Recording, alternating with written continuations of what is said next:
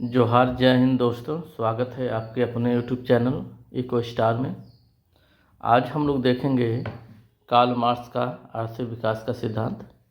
इसके पहले हम लोगों ने एडम स्मिथ की आर्थिक विकास के सिद्धांत को देखा, डेविड रिकार्डो को देखा और टी.आर. माल्थस की आर्थिक विकास को देखा हम लोगों ने। आज हम लोग देखेंगे कार्ल मार्क्स का आर्थिक विकास का सिद्धांत। चलिए आगे बढ़ते हैं। कार्ल मार्क्स ने अपनी पुस्तक दास कैपिटल में पूंजीवाद के विनाश एवं समाजवाद तथा साम्यवाद की स्थापना के रूप में अपने आर्थिक विकास की मार्क्सवादी प्रक्रिया का विश्लेषण किया है। मार्क्स ने पूंजीवाद के अनिवार्य विनाश की भविष्यवाणी की थी और इसी भविष्यवाणी पर साम्यवाद को स्थापित करने की घोषणा की थी। मार्क्सवादी विश्लेषण पूंजीवादी विकास प्रक्रिया का गंभीरतम एवं अत्यंत सूक्ष्म निरीक्षण है। पूर्व में रूस, चीन तथा अन्य साम्यवादी देशों की नीतियों के निर्माण में इसका गंभीरतम प्रभाव पड़ा है। मार्क्सवादी आर्थिक विकास के सिद्धांत के प्रमुख पहलू निम्न हैं। आइए मुख्य बातों पर हम लोग गौर करते हैं। अतिरेक मूल्य। अतिरेक मूल्य क्या है, इसको हम लोग समझते हैं।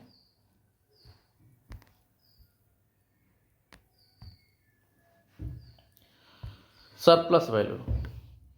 मार्क्स अपने अतिरेक मूल्य सिद्धांत का प्रयोग पूंजीवाद के अंतर्गत वर्ग संघर्ष अर्थात पूंजीपतियों एवं श्रमिकों के बीच संघर्ष के आर्थिक आधार के रूप में करता है।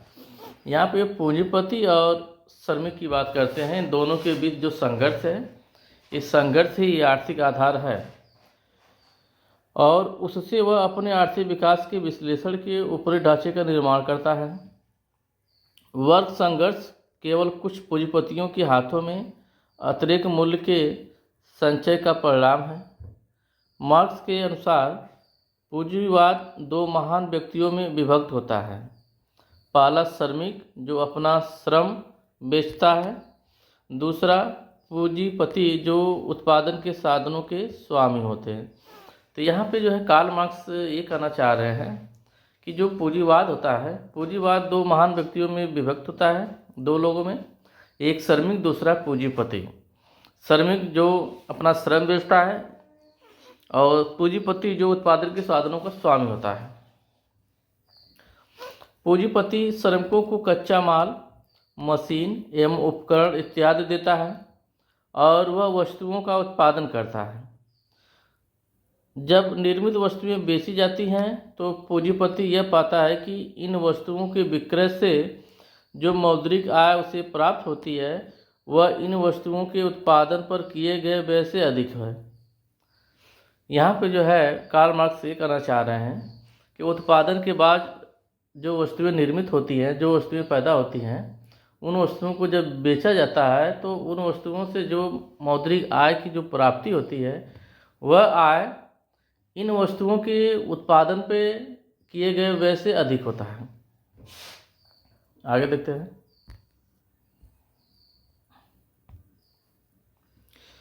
इस प्रकार पूंजीपति के इस आय व व्यय के अंतर को अतिरेक मूल्य कहते हैं। आय और व्यय का जो अंतर, इसी को अतिरेक मूल्य कहा गया। मार्क्स के अनुसार पूंजीपतियों के इस अतिरेक मूल्य का कारण कच्चा माल, मशीन या उपकरण इत्यादि नहीं है, क्योंकि इनके द्वारा उत्पादन में जितना योगदान किया जाता है उतना ही पूंजीपति इन पर व्यय करता है। अतः अतिरेक मूल्य सिर्फ श्रमिकों से उत्पन्न होता है। यहाँ पे मार्क्स ये कहना चाह रहे हैं कि जो अतिरेक मूल्य है ये सिर्फ श्रमिकों से ही उत्पन्न होता है। बाकी जो साधन हैं, जो कच्चे माल हैं, उनका जितना योगदान है उन पर उतना व्यय कर दिया गया है, क्योंकि श्रमिकों के द्वारा कुल उत्पादन में जितना योगदान किया जाता है उससे बहुत कम, यानी जीवन निर्वाह मूल्य के बराबर श्रमिकों पर पूंजीपतियों द्वारा व्यय किया जाता है। यहाँ पे कार्ल मार्क्स ये कहना चाह रहे हैं कि श्रमिकों का रियल में जितना योगदान होता है उतना उनको मूल्य नहीं दिया जाता है, बल्कि उससे कम मूल्य दिया जाता है। ऐसे स्थिति में जो अंतर आता है वही अतिरेक मूल्य है।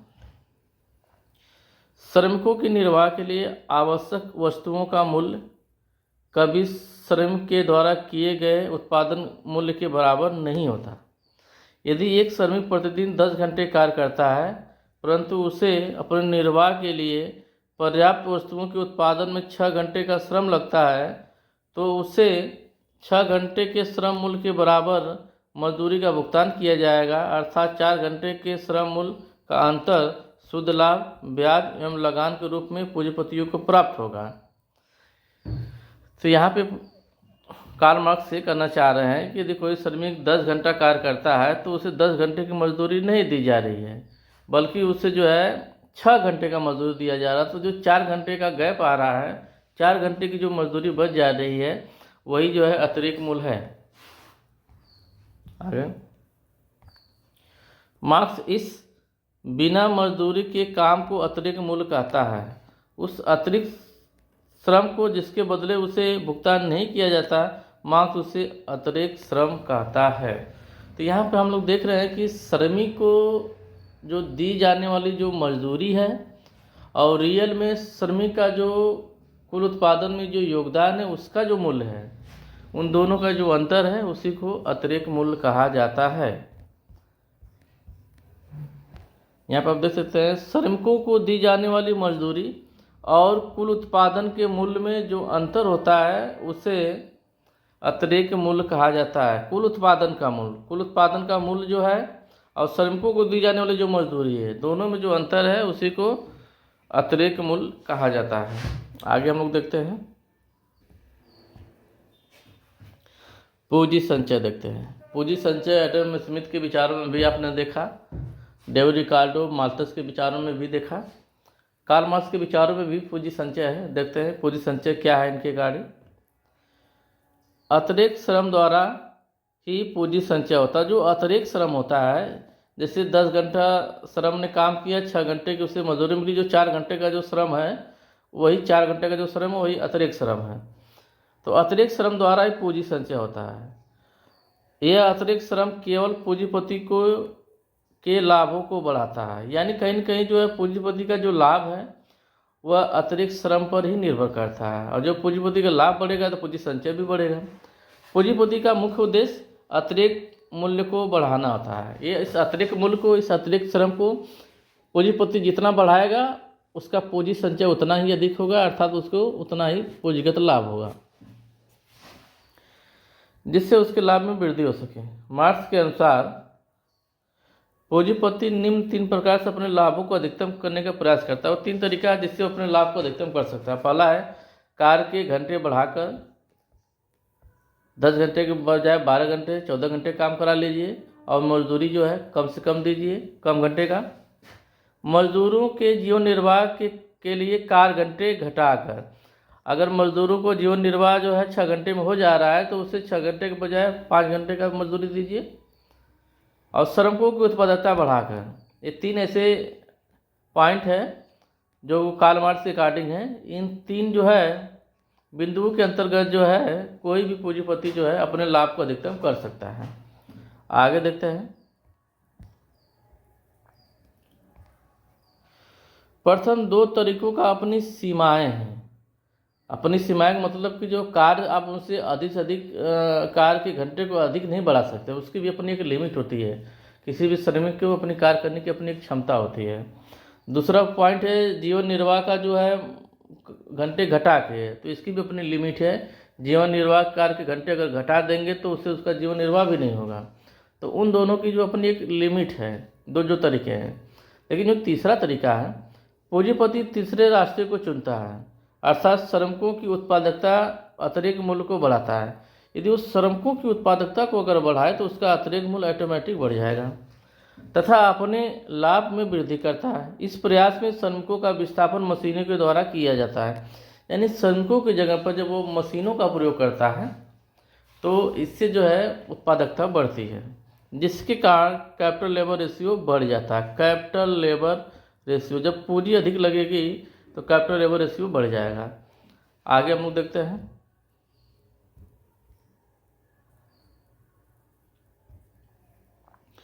स्थिर पूंजी क्या है, परिवर्ती पूंजी क्या है और अतिरिक्त मूल्य क्या है एवं लाभ के मध्य संबंध, चारों के बीच क्या संबंध, इसको हम लोग समझते हैं।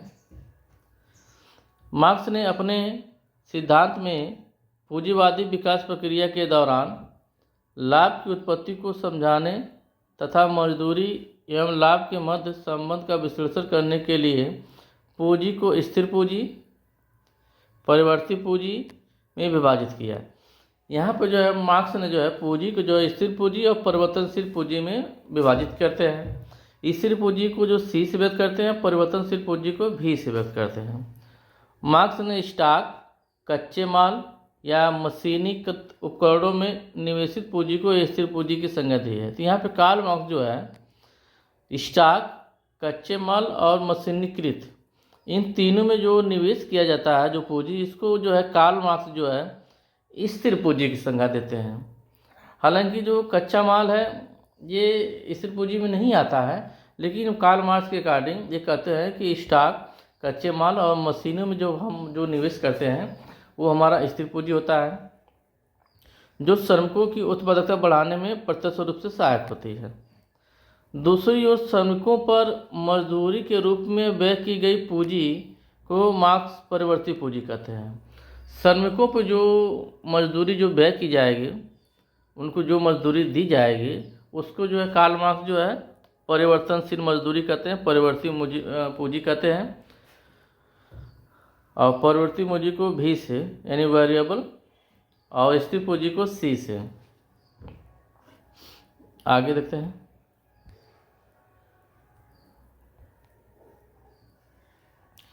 जहाँ तक अतिरिक्त मूल्य का प्रश्न है, यह परिवर्ती पूंजी से उत्पन्न होता है, क्योंकि श्रमिकों को दी जाने वाली मजदूरी श्रमिकों के न्यूनतम जीवन निर्वाह मूल्य के बराबर होती है, जो श्रमिकों के द्वारा कुल उत्पादन में किए गए योगदान से कम होता है। यहाँ पे कार्ल मार्क्स ये कहना चाह रहे हैं कि जो अतिरिक्त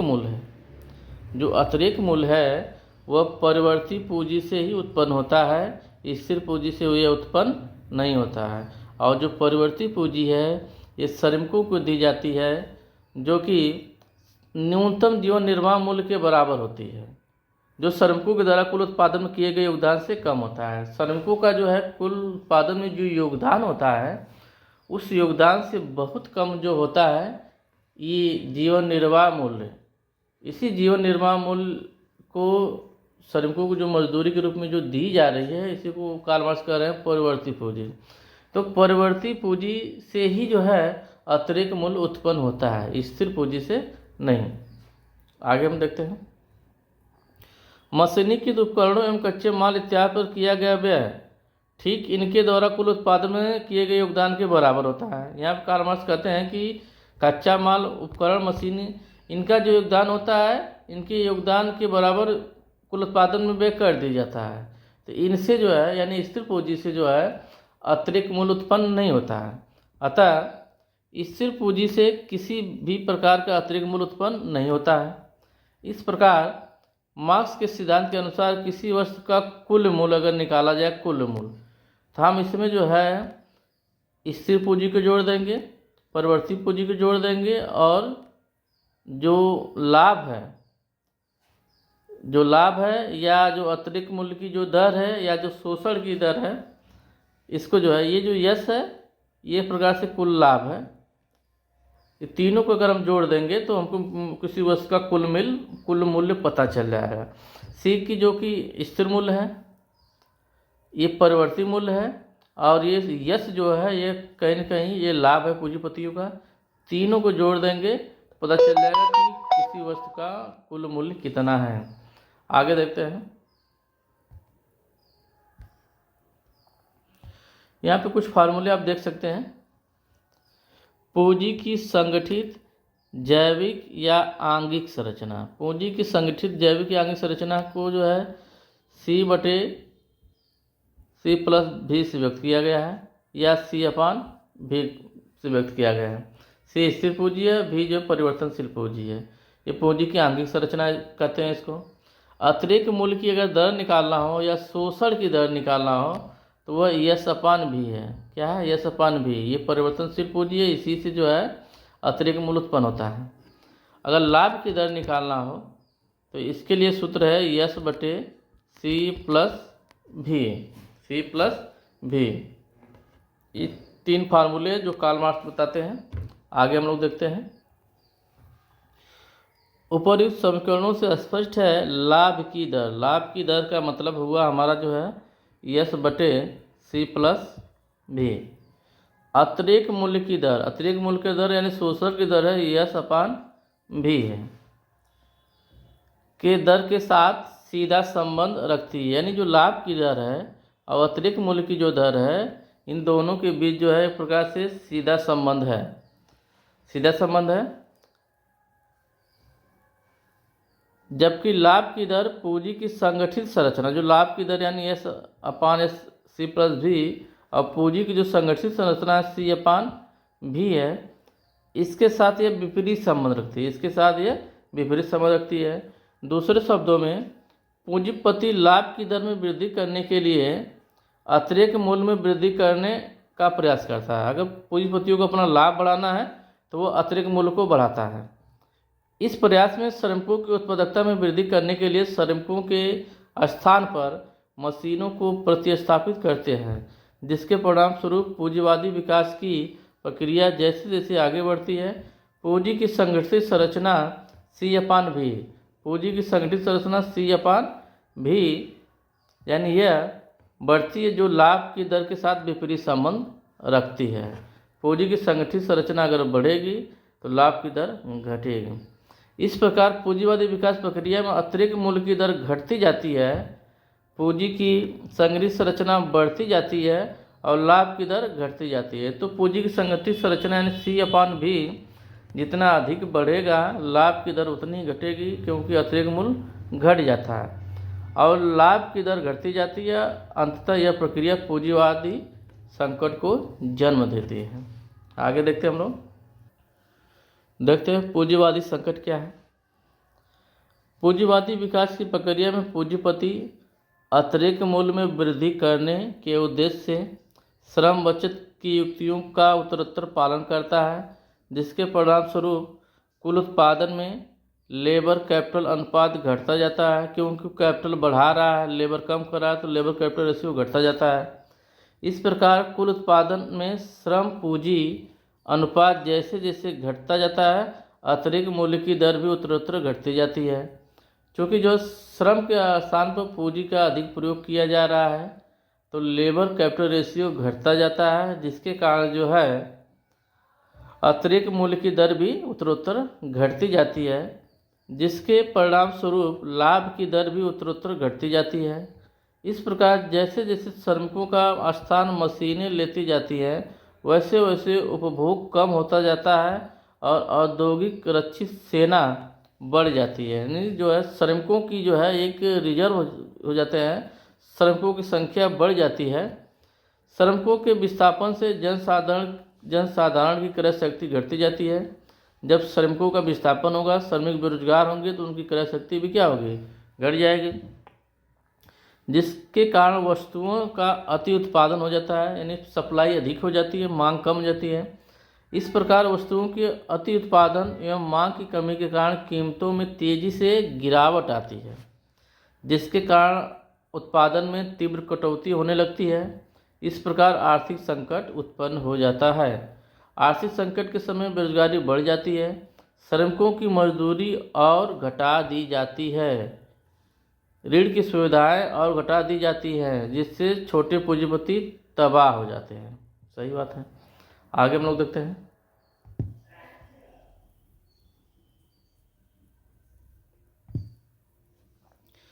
मार्क्स के अनुसार पूंजीवादी संचय की यह ऐतिहासिक प्रवृत्ति है। पूंजीवादी संचय के इस सामान्य नियम की व्याख्या करने में मार्क्स ने पूंजीवादी व्यवस्था के अंततः सर्वहारा क्रांति के समाजवादी एवं साम्यवादी समाज के रूप क्रांतिकारी रूपांतरण की आवश्यकता एवं अनिवार्यता की व्याख्या की है। पूंजीवादी संकट की चरम स्थिति में अंततः सर्वहारा वर्ग क्रांति लाता है, जिसके परिणाम स्वरूप सर्वहारा वर्ग की तानाशाही स्थापित हो जाती है। पूंजीपतियों के संरक्षक के रूप में स्थापित राज्य नष्ट हो जाते हैं। इस सर्वहारा क्रांति के परिणाम स्वरूप पहले समाजवाद की स्थापना होती है, जिसमें व्यक्ति अपनी योग्यता के अनुरूप आय की प्राप्ति करता है। इसके उपरांत समाजवाद की स्थापना होती है, जिसमें व्यक्ति अपनी योग्यता के अनुसार उत्पादन में योगदान देता है तथा अपनी आवश्यकता के अनुसार आय की प्राप्ति करता है। तो ये जो रहा आर्थिक विकास जो है कार्ल मार्क्स का, इस सिद्धांत पर अगर आप देखेंगे तो कहीं न कहीं जो श्रमिकों का जो अतिरिक्त मूल्य है, अतिरिक्त मूल्य ही जो है पूंजीपतियों का लाभ है, पूंजी संचय है। और ये अतिरिक्त मूल्य जिससे जितना अधिक होगा पूंजीपतियों का लाभ उतना ही अधिक होगा और अर्थव्यवस्था में उतना ही निवेश होगा और आर्थिक विकास की गति भी उतनी तेज होगी।